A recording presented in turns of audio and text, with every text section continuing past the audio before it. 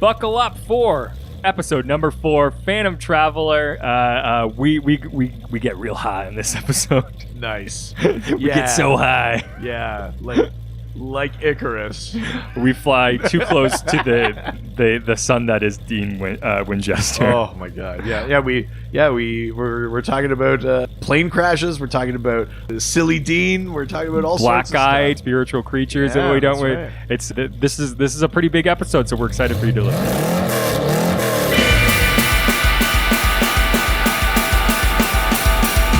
Ghost Facers!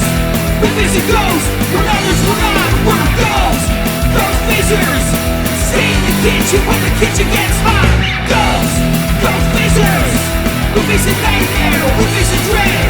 Ghost Facers! We face a faceless, we face a dead! Welcome to Ghost Facers. Today we're talking about episode number 4, Phantom Traveler. That's right. Ooh, spooky. This episode aired October 4th, 2005. I mean, we're gonna be in 2005 for a while with these episodes, but it still makes me snicker. Yeah, it's just so long I ago. can't believe how long the show. Like, is this like what's that British show about the like neighborhood that's gone on What, forever? Coronation Yeah, Street? this it's been on for 60 years. Yeah. I can't remember a time. What would I do for 60 seasons of Supernatural? Oh God, I would. To get to season 60 where they're like Walter Matthau and Jack Lemmon like just going around like old, Come on, yeah. Sammy. old guys like Come in, Sammy. Although they do, I won't. that would be pretty funny. There is an old version of Dean you get at some point, which is great. Oh, I've seen that one. Yeah. That is really good. That Cool. is a funny one. So we're talking about episode number 4, Phantom Traveler, That's written by Richard Hatem. Okay. I barely know him. Directed by the one and only executive producer, and probably one of my favorite directors, and eventually showrunner, Robert Singer. That's right. A name that will come up again. Yeah. Oh, yeah. He's one of the big ones. Yes, Robert Singer is often what makes this show great. I think he, more than most, understands. I would even say potentially more than Kripke at some points understands what the show, what the future of the show really could be. Yeah. I love Robert Singer. I think he's incredible. So Huge influence on the show. Yeah. and often one of the best directors, I think, that gets behind the camera. This episode, proving that, is viewed by an estimated 5.4 million viewers. Wow. So a big jump up from the previous one. Up from The previous one was just 5.01, which means that people responded to the last one. Yeah. Or that they that the trailers for this one or the previews for this one were enough to make people want to go on here, Sure. which I would agree with, because this is a pretty scary concept for this one. The TV Guide description of this episode says the brothers battle a phantom traveler, a spirit that possesses people preparing to fly and forces them to crash their planes. Yes. Yeah. You I mean, 2005. We're still we're 4 years out from it, but keep in mind that like. The memory of 9/11 has lingered for a very long time. It's very present for people, and it has completely affected the way we travel by air. So anything involving air safety, plane crashes, not that this is about like domestic terrorism, but it's about planes. I mean, it's kind of it's about the fear of planes, though, right? How are you with flying? I'm actually becoming less comfortable with it. As somebody who's also afraid of heights. I am afraid of heights, but flying has never bothered me until I moved up here, and I now routinely fly on smaller planes. Well, especially where you feel more of the turbulence and stuff like that. And sometimes especially to land at our airport, because there's not like multiple runways and stuff like that, they do some hard banks. Well, they do call the full 90-degree kind of turns in the plane, and that bugs the crap out of me. They do call the sort of main airline up here, the pilots for that, they often call the cowboys of the airlines. We have often our pilots will land in places that others and one will take off in other places. Completely safe, but yes, there are other airlines than that would be like, oh, there's like fog and we're landing in the mountains. We can't do that. And our guys will be like, we can do it. They're also used to landing on just north of us. There's another airport that doesn't have pavement. It's gravel, and they land planes there all the time. So yeah, oh my god, the Dawson City airport. I drove by that and I was like, that's not good enough. Yep, nope. Nope, not at all. Yeah, I'm generally fine with flying, but there are some like the hard banking and then like looking down out the window that I'm like, ugh. I have a hard time with. I'm generally okay. Oh, I mean, obviously over like big water, I have an issue with. So you actually have a trouble while you're in the air? I find my nerves are mostly about landing and taking off. Once we're in the air, I'm usually fine. Which is funny because I know that the biggest issues with flying are landing and taking off, but I'm usually totally fine with those. Right. It's in the air that I get the most anxiety. But interesting. A big conversation with my wife and I have been about flying like over water for like a vacation. Right. Because she's like, I'm always like, oh, it'd be nice to go to like Hawaii or something. And she's like, you have to go over the ocean. And I'm like, yeah, we'll deal with that when we get. And what would be worse for you, flying to Hawaii or like taking like a big like cruise liner or something to Hawaii? So right away, because the cruise liner, at least you're afforded like the luxury of walking around or going to see a concert or going to a restaurant while you're on a boat. But you're on a boat, you're right on the water, as opposed to just quickly for a few hours flying over. I'm literally getting upset right now having this conversation, but the answer is I don't fucking know. We've talked about taking cruises before, and there's ones that we can test by going, like there's ones that just hug the coast the whole time. Sure, yeah. So that might be okay. Right. But the legitimate part of my fear is the thought of a large object deep in the water. Right. So like a kraken. Yeah. Yeah. So is it safe to say you will not be rooting for Seattle's new NHL team? You know what? It's better than the new football team that we just got. Oh, who did we get? Oh, did you do the Washington's name change? Oh, did they announce what it is? Oh, it's the pettiest thing you've ever heard in your entire life. What did they do? It literally could not be more petty. The name of it is the Washington football team. That must just be a placeholder. No. Right? They've released like the logo and stuff for it. But that's not just like until they come up with a new one? No.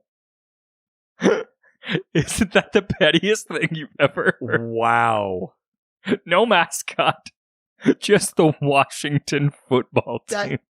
That's true? Yeah. That's outrageous. Isn't that crazy? It's because... I mean, that is next level petty. It's like, fine, we'll change our name, but we're not putting any effort in. We're literally just removing the name. Yeah, and we won't change it. We'll just get rid of it. Yeah, which is crazy. That it's that owner has been classically petty for a really long time and refused to change the name. Only until like financials got involved that he even decide to make any changes. Oh my god! I wonder if something similar will happen with Edmonton. I do wonder that too. Yeah. It's there's a long list that starts with Washington, but there's a lot that are right behind. Oh that. yeah, and across all sports. That's wild. Isn't that crazy? Very, very funny. Yeah, absolutely. So yeah, I think that for me that's a huge one. And then flying in general is challenging for me, especially like propeller planes.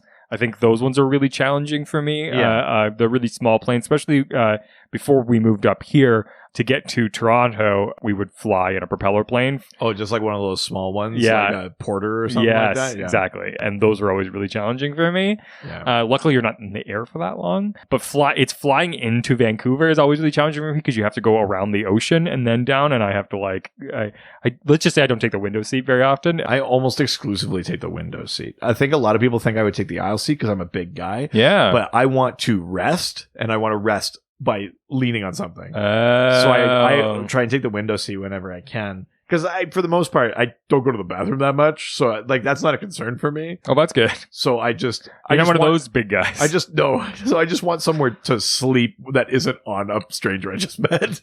I mean, that's totally fair. Yeah, absolutely. All right. Well, before we get into our thoughts on today's episode, let's open up Dad's journal and learn some of the real world lore about today's monster. That's right. Let's see what the lore says about demonic possession. Yes, this is the first time we're talking about demons. Yeah. So for today's Dad's journal, though, because we will revisit demons as a species or as an For entity. sure. Absolutely. Today, I want to talk about specifically demonic possession. The idea of a spirit entering and taking over the body of a living being. Yes. Um, And canonically for this show, it's rare that ghosts do that. More often than Yeah. not, it's demons, but it does happen. It does happen. That's true.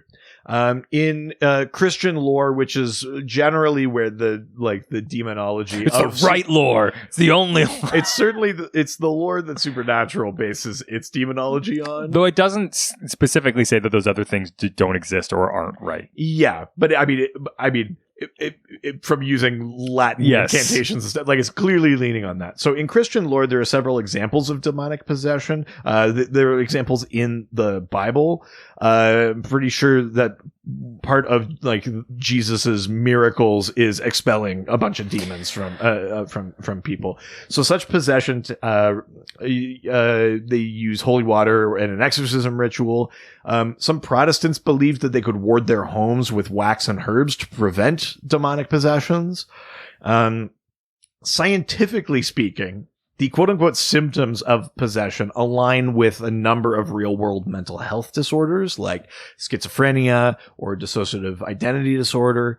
What I found fascinating is on the website for the Archdiocese of San Antonio, they claimed to have an article about how to tell the difference between actual mental health disorders and demonic possession. Huh. Funny enough, if you could believe it, it's pretty vague. But this is what they wrote. So this is verbatim what they wrote. Okay. The exorcist will typically say a prolonged prayer to the point where if the adversary is present, adversary capital A, like the devil, there's a reaction. He said, a possessed person has various general attitudes towards an exorcist who is seen by the adversary as an enemy ready to fight him. Father DeMeo described the unsettling reaction that a possessed person usually has, detailing a common response to the exorcist's prayer. There's no lack of frightening facial expressions, threatening words or gestures, and other things, he said, but especially blasphemies against God and Our Lady. I So prefer their quote unquote way that you can tell is blasphemy, basically. Yeah, well, of course. Which you couldn't possibly have delusions that way if you had schizophrenia or something like that. There's no way you would invoke God or. I mean, that's what you get when you trust the priest DeMeo. I always prefer the mustard. He really relishes in it. Boo! All right, I'm gonna try and catch up with my notes here. Yes, Catch up. Congratulations. Let me take that one again. This is a fun fact that I wanted to end on here. Yes. In 2018, the Vatican stepped up its training of priests in exorcism rituals and techniques due to a supposed rise in possession cases. They said that in Italy alone, there were 500,000 reports of possession in 2018. Really? Which is triple, I guess, the normal amount. Okay, sure. But 500,000 reported possessions in Italy. That seems like a lot. Was it just like pre-COVID? Like, It just feels like it's like an Italian go-to, which is like this couldn't be an actual like mental health issue? an Yeah. actual health issue. Must be a demon. Yeah. That's really funny. But yeah, My God, maybe it is COVID. I mean, there's a lot of things out there too about about those rituals being problematic and akin. Oh, to, you don't like, say? akin to like spiritual assault and stuff like It's like that. torture. Essentially. Yeah. So, I mean, that's its own sort of crazy thing. But yeah, apparently possessions were up in 2018 in triplicate. Wow. So check your stocks. yeah. If you had stocks in demon possession, then that was probably a good year. That was for a good year. Is that it? That's it for demonic possession. I'm saving some stuff specifically about exorcisms and things like that for future episodes, but yeah, that's it for that. Nice.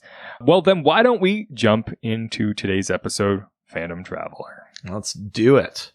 Of course. I mean, we can guess how this starts. Previously on Supernatural. What happened that night? I know.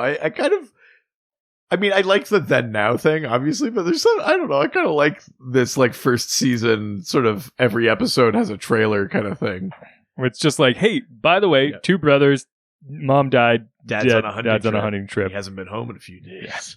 go, we got to do the family business every single time. So good. We got work to do. And some rock and roll music. Yeah. This is I'm really excited for this episode. Some background information for this. I only got really one piece of background information for this episode. Is that apparently they did pickups for a lot of this while they were shooting the Wendigo episode. Oh, okay. Yeah. So that's they did pickups for this. So they shot this episode before the Wendigo episode. Yeah. Interesting. Certain scenes. So. Yeah, I mean, that's the craziest part of shooting a show like this is like, we know we've got a bunch of outdoor stuff. We got a bunch of indoor stuff. So you shoot pieces of episodes together and So this episode starts. I love the beginning of this episode because it's a thing that this show, like, it almost like tricks you into going like, I know how every episode's been super dark and grim, but now we're on a vacation in Hawaii. Right. And it's a thing that I've seen other, like, it's not the first TV show to ever do something like, or the first piece of media to do something like this, where they start off where it looks like this tropical or like this like beachside scene, and it's actually like a backdrop it's or just something. A poster. Yeah. It's a trope for sure. It's a beach scene, and then this very disheveled, very nervous man sort of sits up. He's clearly nervous about traveling, like we've been talking about. Yes, absolutely. But he's clearly concerned and stressed out about the idea of flight. So he goes into the bathroom to sort of like wash his face off. And there's a guy that comes in and is just kind of like, oh, like you're like not handling this well. And he goes like, oh, yeah. How can you tell? And it's like, well, how do you fucking think? Yeah, I mean, he's doing like the goal, pulling his like the neck of his shirt out. Like this guy's a real wreck. He's not a good flyer at all. And sort of as they have this conversation, just as the guy's leaving, that's when we get our first sight of a demon on the show, that's right. Which they always show as smoke. Now, this is the first time they've done it, and the smoke is a little like jaggedy compared to like future seasons. It's almost like particulate. It's almost like bugs. Yeah, it looks more like a swarm of something than smoke. It definitely, visual effects wise, evolves into smoke as the show goes on, but it goes into their eyes rather than their mouth. It goes into the eyes, whereas the show does develop where it goes in through the mouth. Yeah. One thing that I liked was in the commentary track. It's Jared and Jensen's who are doing the commentary track, and they loved the joke that they found was so funny was saying that like the smoke was actually real and that they had to use a series of fans to make it happen. Right. They thought that was very clever. Oh God, they're fun. So now we get on to the actual airplane. The guy gets on the plane. The flight attendant says like, "Oh, your seats are near the back," and he turns around. And he says, "Oh, like thanks or whatever," but his eyes are black, and she kind of double takes but doesn't think anything of it. And he's just sitting there, and he's so calm. He's totally different from the guy that we saw before. And he asks the person who's sitting next to me, he goes like, how long have we been up in the air now? She goes, 40 minutes. And he does this sort of like, wow, time flies. He's making small talk. He just says, sorry, I got to stretch my legs. And he scoots past her. He's again, super cash. Yeah. Very casual. And he is giving smiles to people as he walks by, looking at this guy who's just sort of like awkwardly like, why are you fucking smiling at me? And he just walks up to the door to the plane. Yeah, like near the back. And he just grabs the handle and opens it. It's a thing that like I do when I look at when I'm in planes. I always look at especially after this episode, but I always look at that door. Yeah, and I'm like, because like it's just like it's a big inviting handle. It makes you almost want to open it. They do say it in this episode though, which is those doors are not designed to just be opened. That it's some sort of superhuman thousands of pounds of pressure or something like that would allow him to open it. But yeah, he opens the door. Obviously, he gets sucked out. It depressurizes the cabin. Part of the tail wing comes off of the plane, and we're basically watching like the masks drop, the plane's going down, all of this sort of stuff. Pretty scary. You know, all these people are in a full-on plane crash. If you're afraid of flying, this is terrifying. Yeah, this episode won't help you. No, this is quite the opposite. But now we flash to the boys in the motel, and we get a sleepy Dean in his boxers. We got a nice back arch there on Dean. Oh yeah. I mean, could you? I bet I could make it arch a bit more. Okay, I'm sure you could. God, think highly of ourselves. I like this too, this idea, like, you know that that's Sam coming into the room, but the way that they put it behind the frosted glass and it's just a silhouette, you're like, oh my God, it's a motel invasion. Dean, wake up. You get a little bit of thigh action. Oh. Dean's looking great. God, maybe it's just because last week's episode was about a lake, but I'm crazy thirsty right now. At the beginning of this, inside the motel, Sam's already been up doing stuff, and like a dork he is, but also sort of referencing the point that he's not really sleeping. Like, yeah, he's sort of like always awake, and he sort of plays it off like, early bed, early to rise. Like, but he's come in with a couple of coffees for them, and they're ready to move on with their day, but they don't have a job yet. But now they got to figure out what do they have to do next, right? So, yeah, it's interesting. They're having a heart to heart a little bit. Well, Sam is trying to. Dean is just like, well, whatever, you got to get over it. But Sam's like, listen, this is like a psychologically difficult job to have. And Dean's just like, what are you talking about? And then he grabs the knife from underneath Dean's pillow and is like, does like a normal person sleep with a giant knife underneath them? Which is sort of like in the pilot where he's like, I told Dad I was afraid of the dark, and he gave me a 45. He's like, what was he supposed to do? You know what's out there. Oh, yeah. And then they get a call from this guy who named Jerry. And Dean picks it up and he says that you and your dad helped me out years ago. I kind of need your help. They reference that they helped him with a poltergeist. And they're like, it's a poltergeist back. And he's like, oh my God. No, thank God. But he says it's something else. And I think it could be worse. So this time it's not them finding the job. The job found them. Yeah. But it does happen. So we're setting up I know these are only slight tweaks. Like essentially the episode is the same structure, but we're setting up the various ways that the hunting profession kind of works, where some of it is past contacts or past people that have been helped who now know that there's stuff out there and know to contact a hunter. And then there's also times where the hunter has to seek it out because there aren't people familiar with the supernatural and they have to go and deal with it themselves. But it's almost like a self-propagating thing. Yeah. Once you help someone with that, then they know that it exists. And then maybe next time they see something suspicious, they contact a hunter. So it's sort of two different ways that the hunting profession works. Absolutely. And you're sort of casting this sort of communication web that sort of, as we go throughout the series, you'll see that like these sort of like encounters don't just stop when the episode's done, that people are going to come back and things are going to come up again. And it's a thing that like a lot of these procedurals don't necessarily do. It's a thing that makes this show so good, is that they sort of, They go, everything's connected and things will come back and things will be referenced from before. And you really have to sort of follow the continuity of the show. And they, as a writing staff, need to really understand where they came from and where they're going, which is really important. So as we're sort of walking around with Jerry now, he's trying to explain to them sort of what's been happening.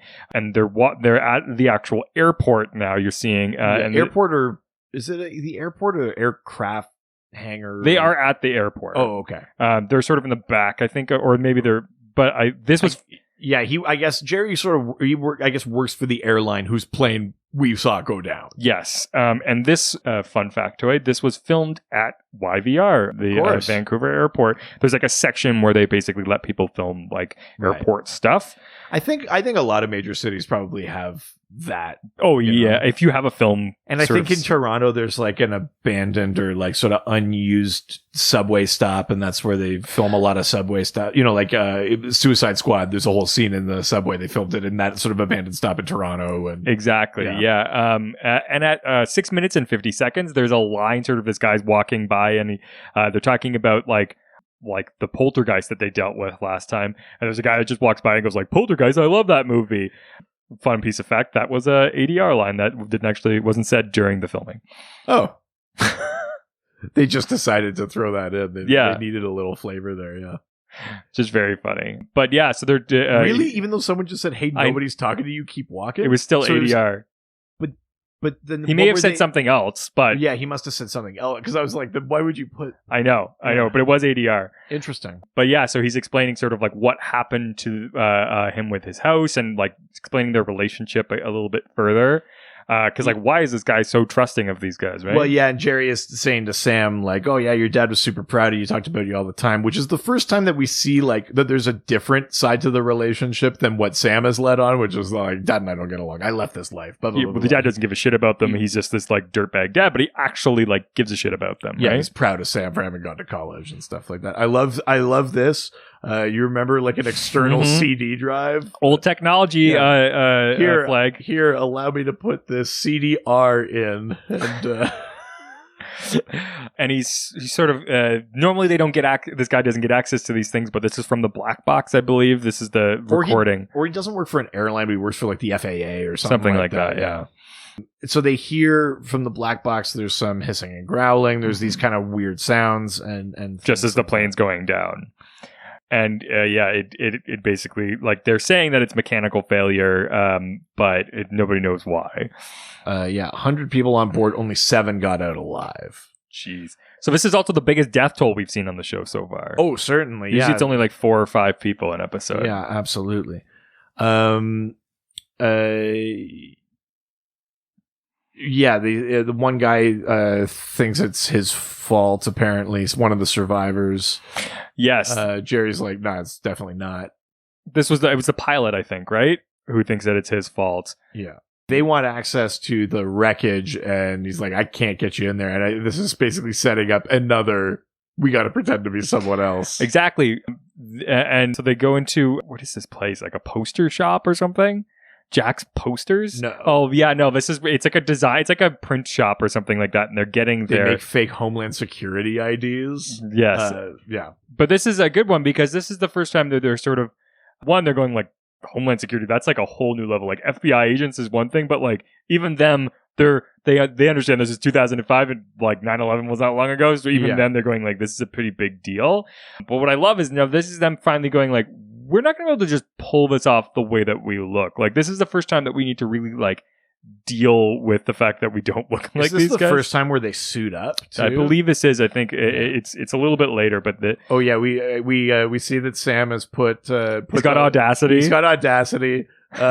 And he's put the file in there, and he's done the noise reduction effect, I think, to try and isolate some sounds out of it. Things we're very familiar with. I mean, we're basic. I mean, we're just like one step away from being hunters. Yeah, how we make this podcast is how they hunt a demon. I kind of like I think that. we should start hunting demons. Oh my god. I mean, we've been hunting our inner demons for years. Yeah. So basically what they're deciding here is we in addition to getting in to see the wreckage, we should talk to the survivors. 7 people survived. One of them might have seen something. We got to figure out what has happened here because Jerry is convinced that this is not just a mechanical failure. A cabin doesn't just depressurize. So let's go to one of these, the people who's in a psychiatric hospital. Yes. Yeah. Which I like the cane thing. It's a nice piece to add to his character. I like that. Yeah, I mean, he was in a plane crash. yeah. But it's nice. Apparently, he's good at chess, from what I've heard. What, this guy? The actor. Yeah. Jared played chess with him apparently behind the scenes when they were waiting because they're at like this actual mental institution place, right? And so there's like chessboards and stuff around.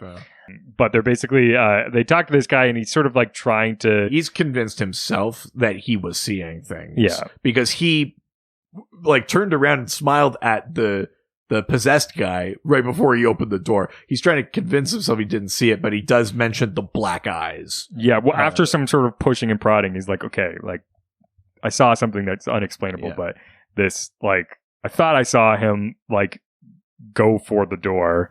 Yeah.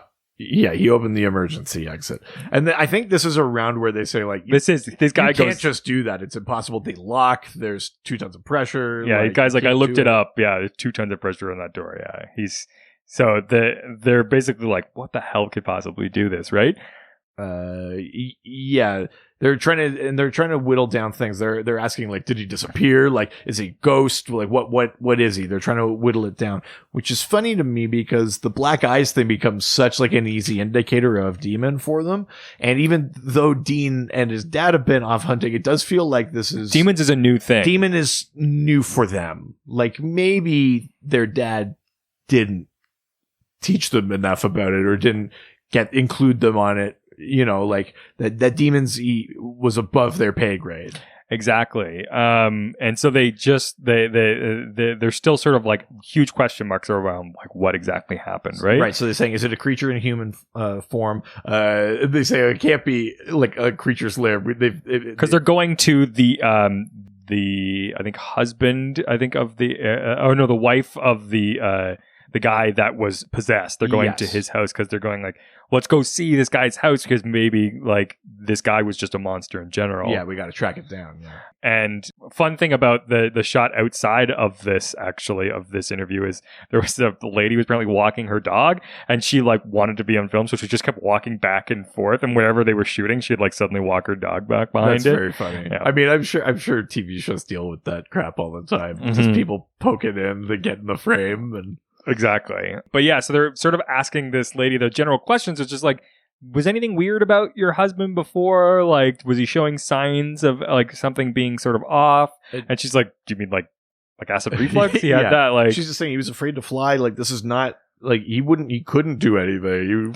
He was terrified to do this. Yeah, he's a middle-aged dentist with an ulcer. Like he's does not like live up to any of the sort of creature descriptions that they're used to. Exactly. So this is a dead end. So it's time to put those IDs to use. And I think Sam is the one that says like, we cannot show up in jeans.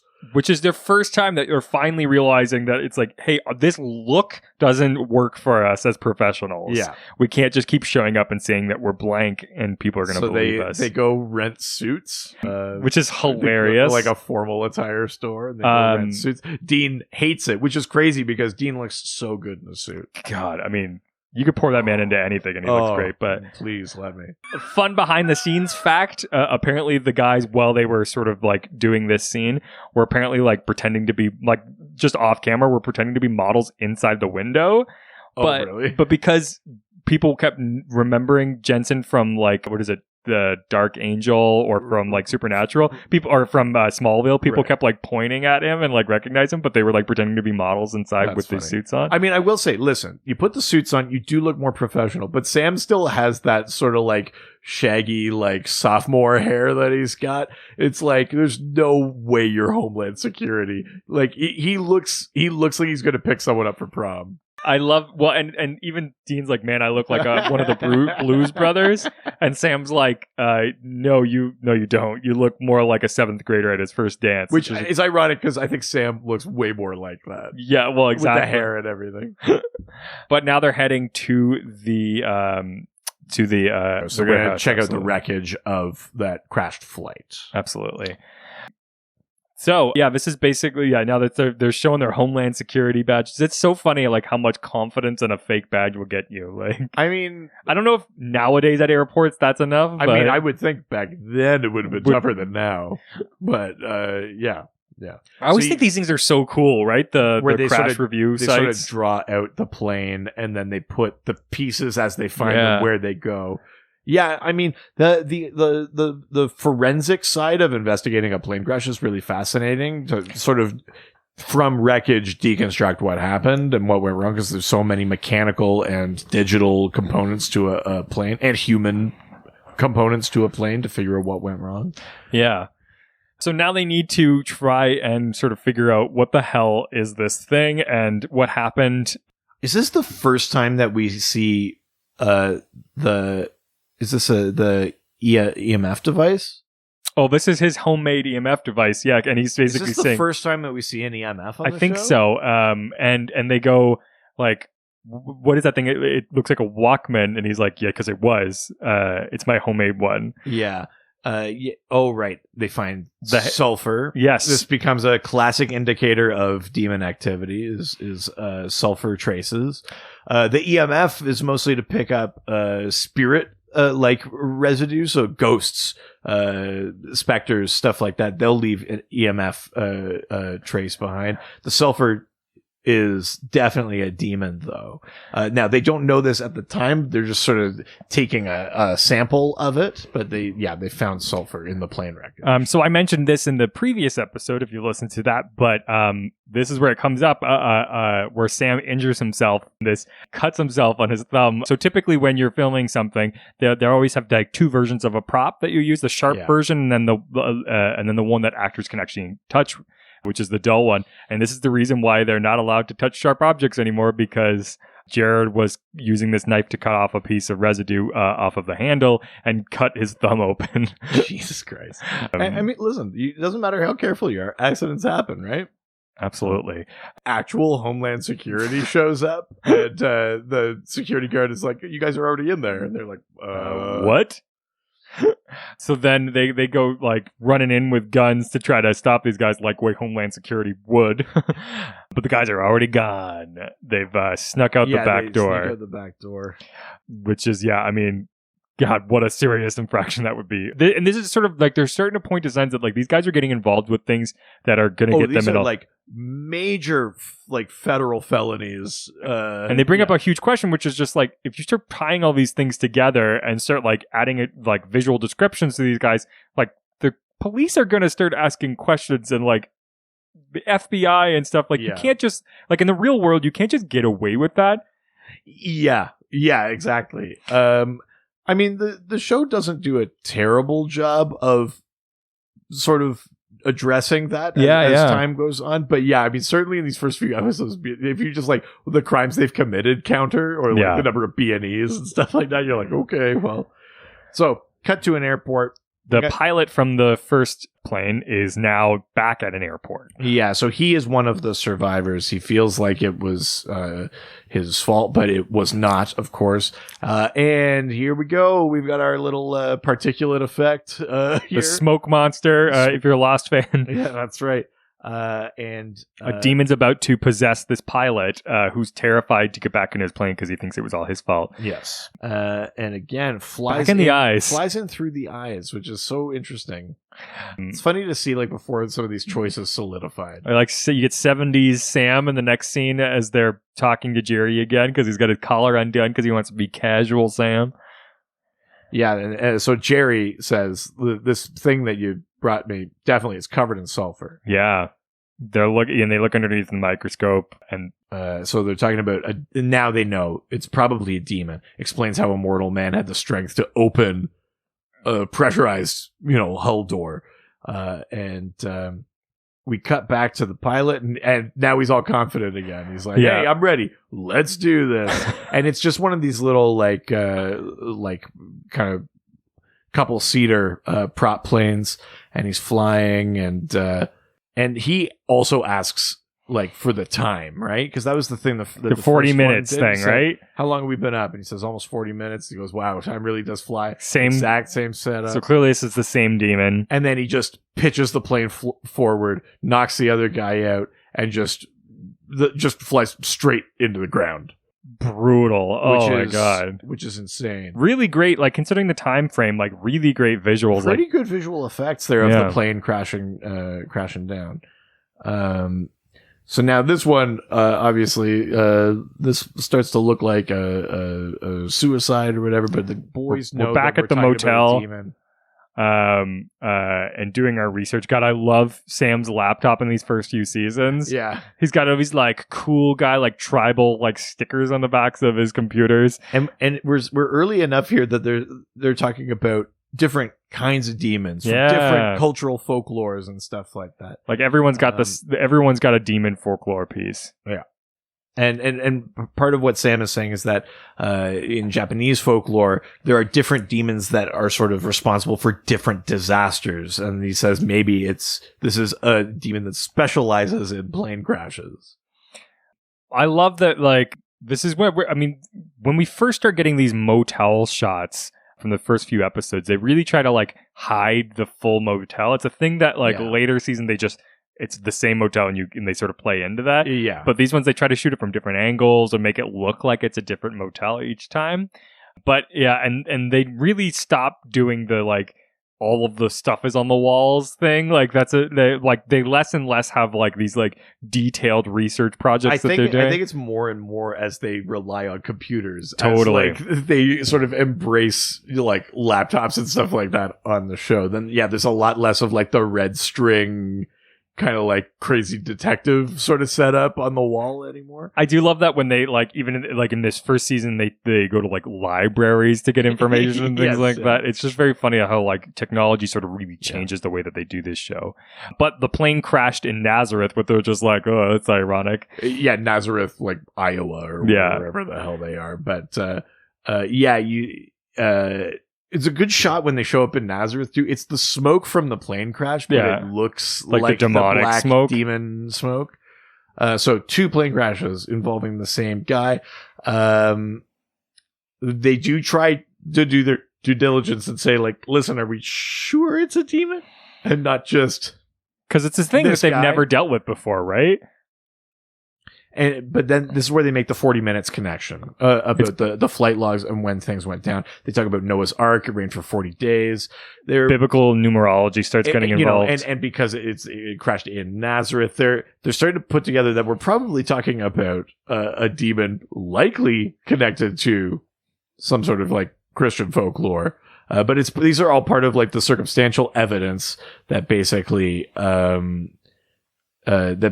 makes them say it was a demon. They also, I think, in the recording, they hear something like a voice say "no survivors" or something like that. Recording from the most recent crash. It's something that the possessed pilot said. And so they're realizing they're picking off sort of people based. It's essentially a Final Destination thing. 7 people survived the first crash, and now the demon is going back to make sure all 7 die. Exactly. And one of the things that comes up through this is they talk about like demons don't typically do this type of thing. There's usually demons that are associated with like specific types of like trauma and acts and things like that, but there's not like a plain demon. And so they're going like, what are demons trying to like find new ways to get souls, right? So but it's interesting because I mean this is the first time we're talking about demons on the show, which brings up a whole other thing that the show hasn't really addressed yet, which is hell. Yeah, I mean the show, I mean we're only 4 episodes in. Even after this episode, it takes a while for the demon thing to gain traction. But they're already bringing it up. But the show does have something to do with it. And there's a specific connection in this episode that we haven't hit yet that links it to basically what's happening through this season. But basically, they go to the airport. They're trying to stop this flight from happening. They're trying to stop someone from getting on a flight. They're faking phone calls. They're calling the stewardess from the first plane and basically we get Dr. James Hetfield. Yeah. Bringing some Metallica references in there. But they're trying to convince her to like, don't get on the plane. And she goes like, wait, is this one of like, God, she says like a guy's name, someone's friends or something like that. Because she starts thinking that this is like a prank call to like mess with her. Yeah. But because you know, you could only do so well at lying. This is one of Vince's friends. Yeah, this is one of Vince's friends, clearly like a relationship she has. And so Dean just trying to like goes with it to go where the conversation's going so he can stay on the phone. And she's just like, get the hell off of this. And he's going, Vince is really sorry. He's basically just guessing, but like they are not going to convince this flight attendant to not get on the plane, which leads them to say the only way we can stop this from happening is for us to get on the plane. And they know basically that once they're on the plane, they're only going to have 40 minutes to find and subdue a demon. Which is a really cool ticking clock sort of element to the episode. It's a really high stakes thing for them that they've got to get on this plane. There's 100 lives in the balance, hanging in the balance, including theirs, because there's no version where like they don't stop the demon and then they walk away. It's a plane crash, right? The fact that 7 people survived the first one is a miracle. This is also one of our first times we get Comedy Dean, which is Scaredy Cat Dean, which becomes a sort of a trope throughout this show. Yeah, last episode we had the like sensitive Dean when he's talking to the kid, and we see like a little bit past the armor, and then this one is like, no, I'm not getting on a plane. Planes crash. Yeah, and you realize that Dean's afraid of flying, and he's just like, how is that even possible? And Dean's like, it's never come up before, so why do you think I drive everywhere? Yeah, because it's just constantly driving cross country, yeah. It's very funny, but yeah, you get to see scared Dean. There's a thing that, like, Dean can fight a monster any day. He can go into, like, a deep dungeon and fight creatures, but flying he's really afraid of because it's something that he can't control. It's something that he can't subdue. It's out of his control, right? So Sam says, I'll get the tickets. We're going to get on that plane. We're going to find the demon. We're going to exorcise it.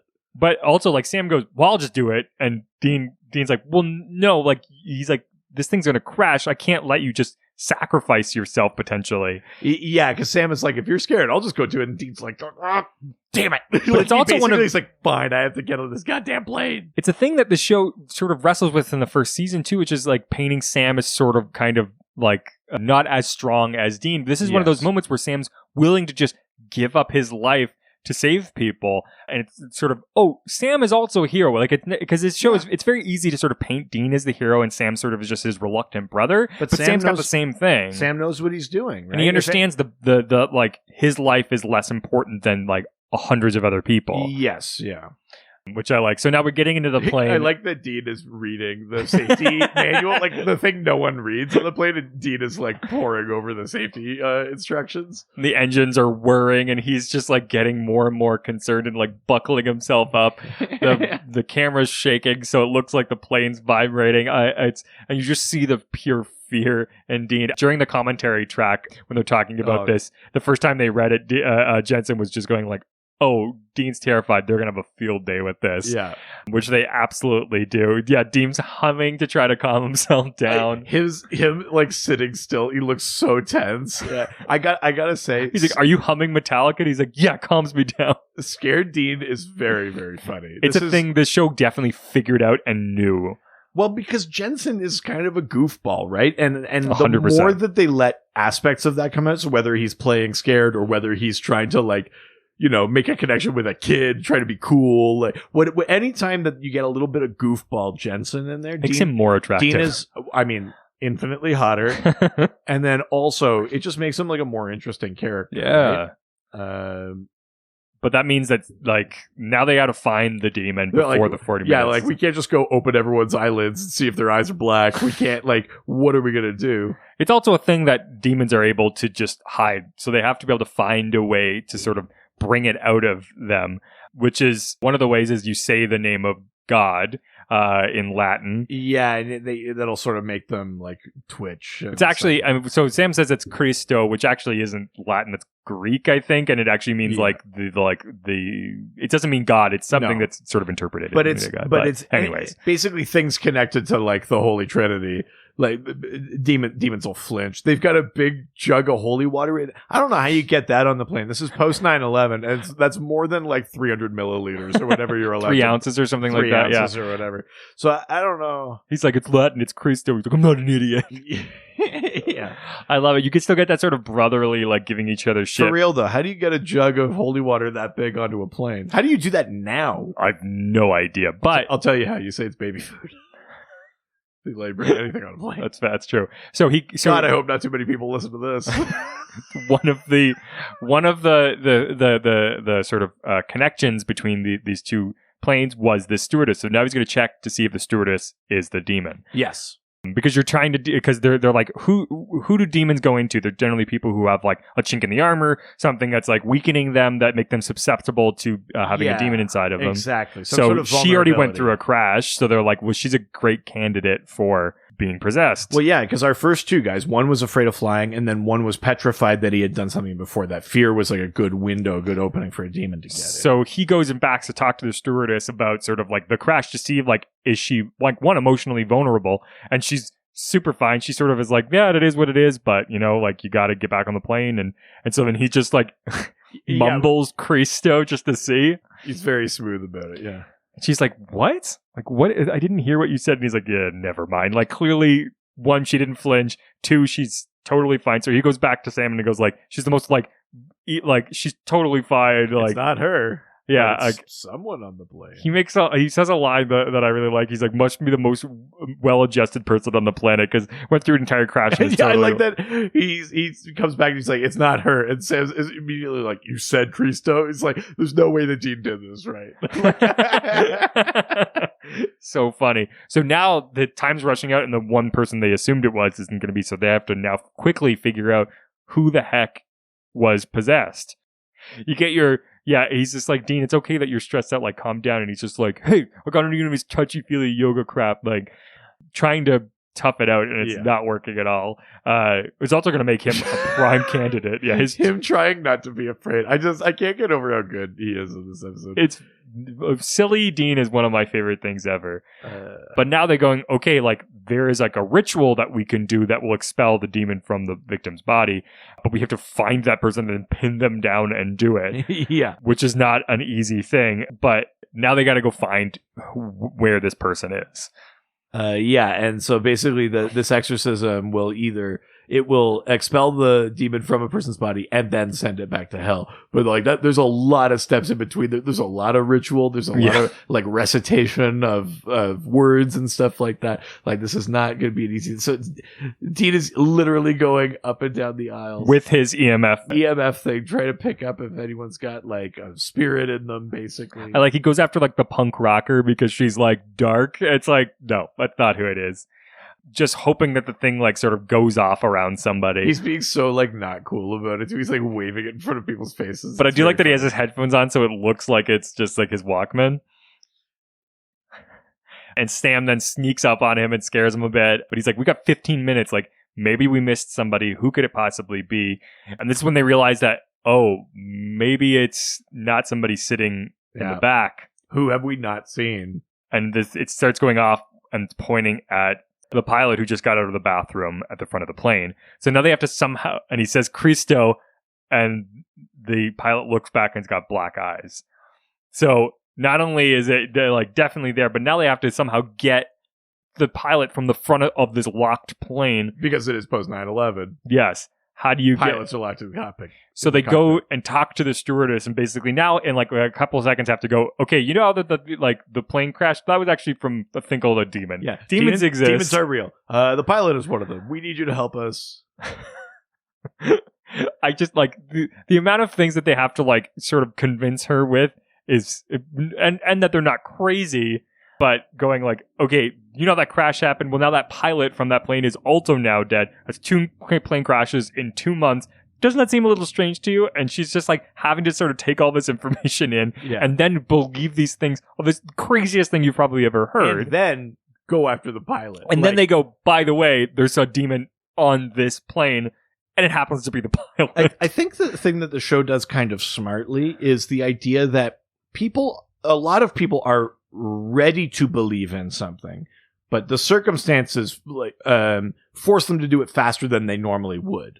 But that, like, even for people that don't believe in stuff, I think there's a part of them that always either hopes or expects or assumes that maybe there is something a little more, even if it's not formally, I believe in demons, they believe in something spiritual. So there's almost an aspect where in these crisis situations, you can believe that they accept it because they might already kind of believe it themselves. So it's interesting because they say they just want to talk to this guy, and then immediately when the pilot gets in the back, they punch him in the face, push him to the ground, wrap his face in tape. Holy water, he starts like smoking.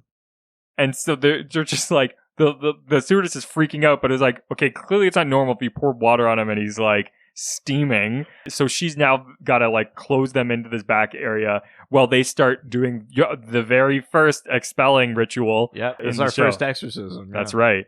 And the pilot's fighting back. It's a pretty like, I mean, this is the biggest thing they've had to deal with since the show started. Yeah, it's pretty, and I mean, it's high stakes obviously because they're on a plane, they're trying to stop a crash, all this kind of stuff.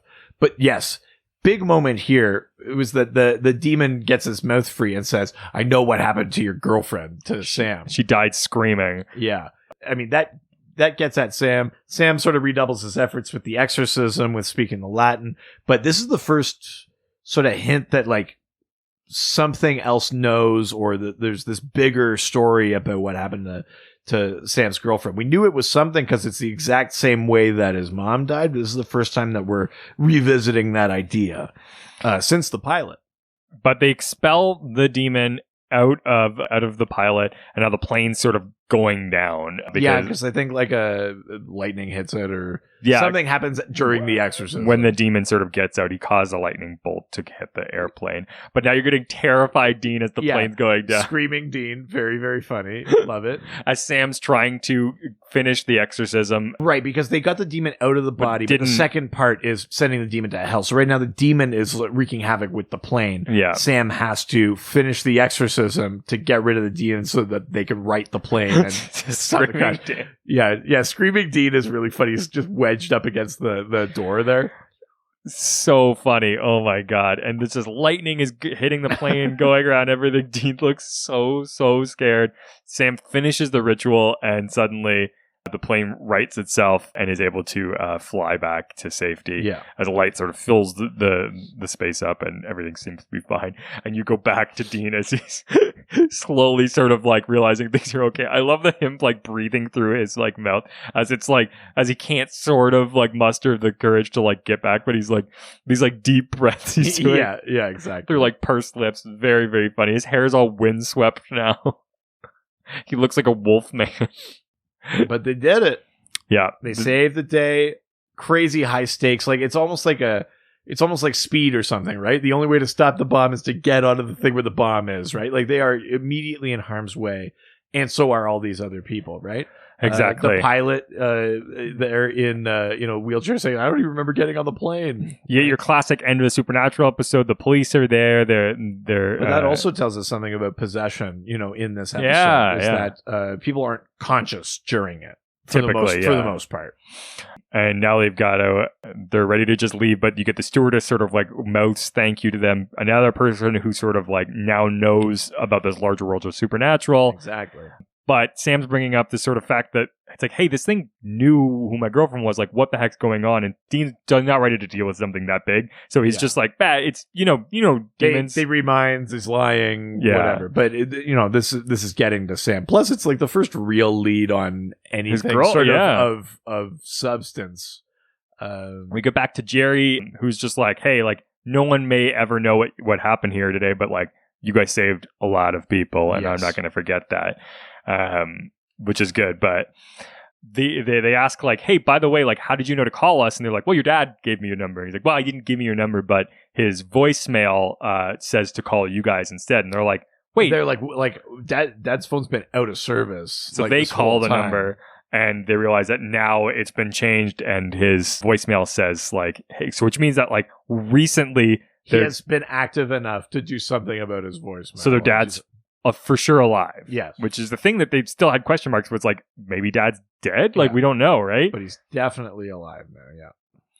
So that was the episode. There we go. That's episode 4. That's Phantom Traveler. Why don't we give our reviews of the episode, and we'll rate it out of 5 plane crashes. Oh, wow. Okay, sure. But why don't you go first? Sure. I think that this is a really... I feel like this episode starts a little slowly during the investigative for sure sort of part of it.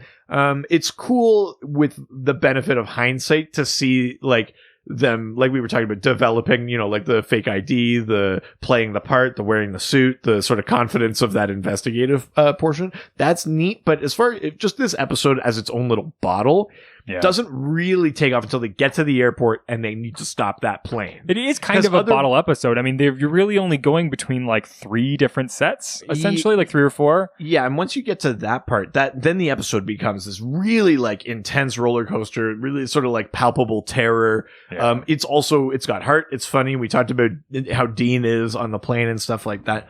So that back half of the episode, from the airport to being on the plane and actually dealing with the demon, so strong. Little bit slow out of the gate, but I'd say that averages out to 4 plane crashes for me. Nice. I think, yeah. I mean, yeah, I'm probably on the same page as you. I think for me, what I love about this is, especially the first time I watched it, was this is a seminal episode that sort of cracks open a door that basically the rest of the series will eventually take on. Yes. It's a really, I mean, as sort of a one-off episode, it's cool, and it sort of gives you a different take on both the characters. Sam gets to take a bit more charge in this episode, be a bit more of the sort of hero, but you're getting demons, and it talks about hell for the first time. So now it's like, not only is it just sort of like these random creatures, but now you sort of get this, like, the world gets a little bit bigger. If you're talking about in DC standpoint, like the map of the universe gets a little bit bigger, because now it's not just like space and the earth.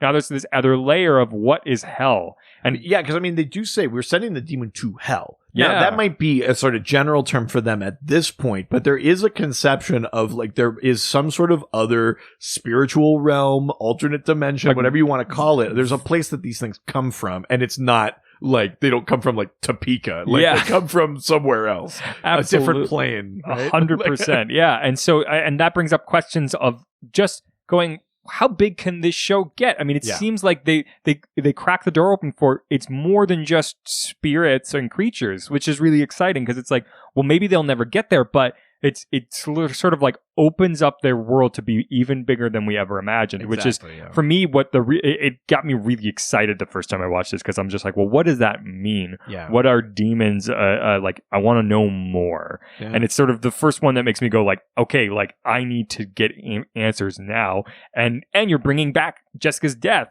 And how is this connected to that? And how is that connected to their mom? And it sort of like, this is your next sort of piece on the puzzle to figuring out the first, like, problem that shows up on this show, right? That's right. Yeah. If this is like the X-Files, it's sort of like the smoking man shows up again, right? I think for me, it makes it a seminal episode, though it may not be like my favorite, like, creature episode or like my favorite one-off. It projects, it continues the storyline, right? And it sort of does some interesting things from the character standpoint. But I think I would do exactly what you said, which is four plane crashes. Yeah. What, you don't like my rating system? Yeah. Yeah. So that's it for our reviews and for this episode. We would love to know what you think. Give us your rankings for these episodes, as well as sort of like how you think this compared to the previous ones.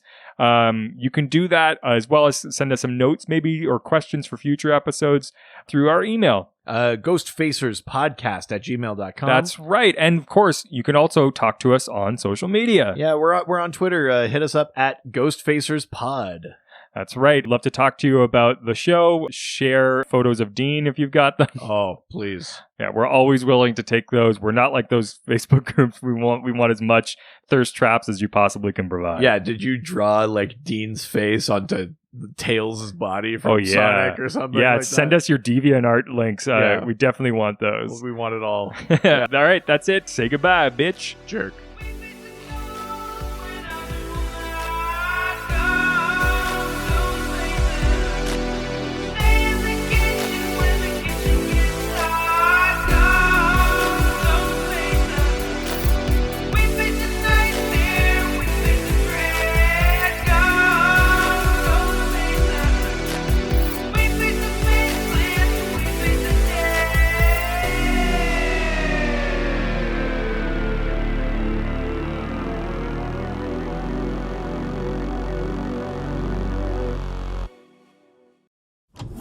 This was a Brain Freeze podcast.